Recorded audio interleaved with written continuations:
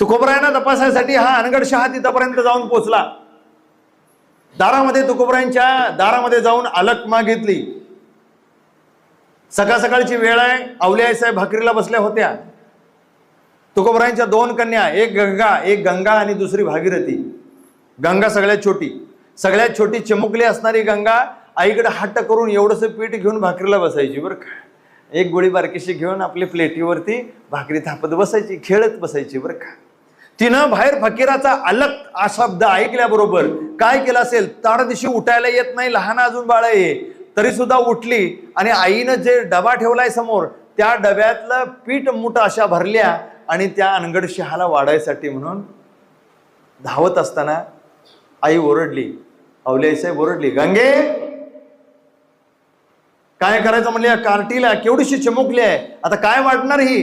कारण ते मोठी भरलेल्या चिमुकल्या मोठी एवढ्याशा बारक्या मोठी त्या भरलेल्या, त्यातलं बी जाताना सांडलं. त्यात आई पाठीमागे लागली आहे. आईनं सगळं म्हणले, हे असलं वाढतात का कधी फकीरांना, साधून असं वाढायचं नसतंय, हा एवढंसं काय वाढतेस, थांब मी वाढते म्हणून माग परतली. एवढ्यात त्या बोटांच्या केलकात राहिलेलं पीठ होतं ना तेवढं घेऊनच गंगा पळाली बरं का.